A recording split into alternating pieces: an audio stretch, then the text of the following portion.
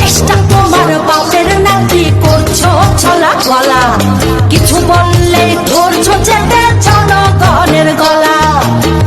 মনে রেখো যুদ্ধ করে রক্ত দিয়ে দেশ পেয়েছি, দেশ দেশ দেশ বাঁচাতে রক্ত দিতে রাজি আছি। মনে রেখো যুদ্ধ করে রক্ত দিয়ে দেশ পেয়েছি, দেশ দেশ দেশ বাঁচাতে রক্ত দিতে রাজি আছি। ভয় দেখিয়ে হবে না রে কাম, ও পাছারা ভয় দেখিয়ে হবে না রে কাম। অত্যন্ত সুন্দর একটি প্রশ্ন। ভারত কি বাংলাদেশকে বিপদে ফেলতে চায়? ভারত বাংলাদেশকে বিপদে ফেলেছিল স্বাধীনতা পরবর্তী সময়ে প্রায় 1.5 মিলিয়ন ডলারের যে সম্পদ বাংলাদেশ থেকে লুট করে নিয়ে গিয়েছিল। তারপর থেকেই একে একে ভারত আমার দেশকে বিভিন্নভাবে বিপদে ফেলছে। পুরনো হিসাব শেষ হয়নি, এখনো নতুন হিসাব শুরু হয়েছে।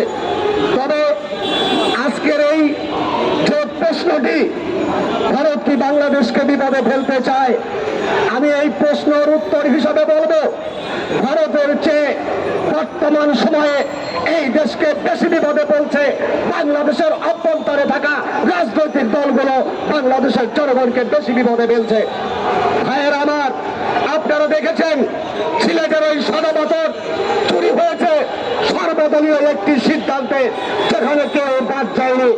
জনগণকে, এই রিক্সাওয়ালাকে, এই ভেড়ালাকে আমাদেরকে ফাঁকে দেওয়া হচ্ছে, রাজনীতির আড়ালে আমাদের সাথে ব্ল্যাকমেইল করা হচ্ছে, বাংলাদেশের জনগণকে বোকা বানানো হচ্ছে। কিন্তু প্রশ্ন হচ্ছে, বাংলাদেশের জনগণ আর কতকাল বোকা থাকবে? আমার ভাইয়েরা, কেউ ধর্মের নামে ব্যবসা করছে, কেউ গণতন্ত্রের নামে ব্যবসা করছে, কেউ বিভিন্ন ভাবে ভক্ত বাণিজ্য করছে।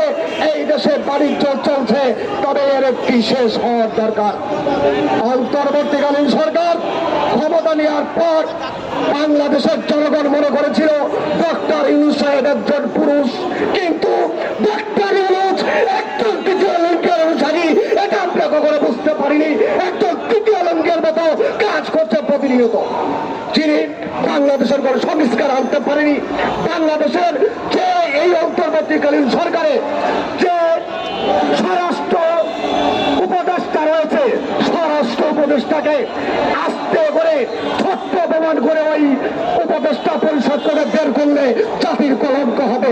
বড় করে আনুষ্ঠানিক ভাবে একটু প্রমাণ করে ওই উপদেষ্টা, ওই স্বরাষ্ট্র উপদেষ্টাকে বের করে দিতে হবে। আওয়ামী লীগের পেদাত্তাগিরি করছে, আওয়ামী লীগ পুনর্বাসন করছে।